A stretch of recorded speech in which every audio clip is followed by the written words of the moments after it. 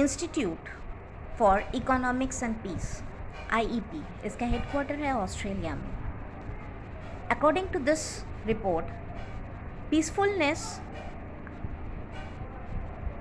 इस वर्ल्ड की last 15 years के कंपेयर में सबसे लोएस्ट ग्रेड पे चला गया है। ये एक इंटरनेशनल थिंक टैंक है जो ग्लोबल पॉलिसीज़ बनाते हैं, यूनाइटेड नेशंस को भी ये पॉलिसीज़ बना के देते हैं।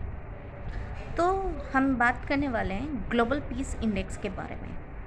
ग्लोबल पीस इंडेक्स इंडिया में 135 हुआ है इस साल, और पिछले साल 163 था। तो it has made a sustainable improvement, whereas Pakistan has ranked 147. So इसमें क्या क्या 23 पैरामीटर्स होते हैं जिसके बेसिस पे एक देश को पीसफुल कहा जा सकता है या नहीं। बट 2-3 पैरामीटर्स हैं जो बहुत इंटरलिंक्ड हैं।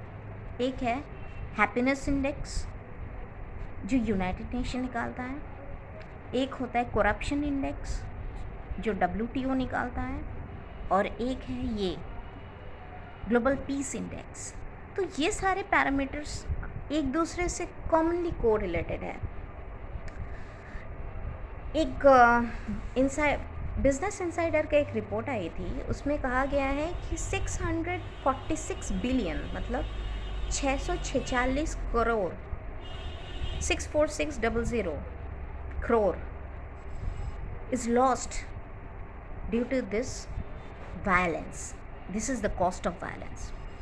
अगर हम देखेंगे CA NRC के लिए दिल्ली में राइट हो गए, फार्मर प्रोटेस्ट 1 साल चला, लखीमपुर खीरी वाला केस उसके लिए भी प्रोटेस्ट हुए। तो ये सारे की वजह से जो अमाउंट ऑफ लॉस 2 साल में खड़े हुए हैं, दैट इज़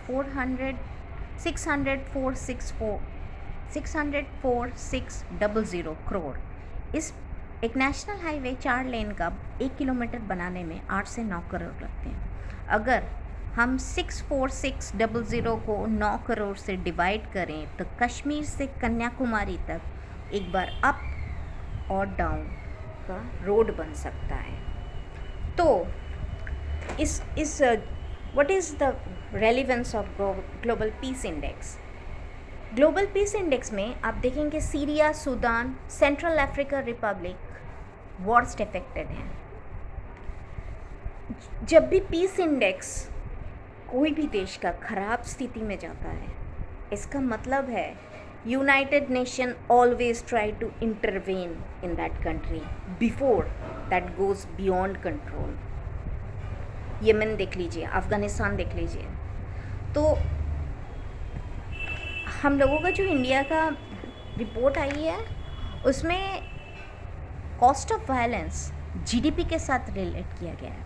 उसमें इंडिया का 6% इफेक्ट करता है, पाकिस्तान का 8%, चाइना का 4%। ऐसे सुनने में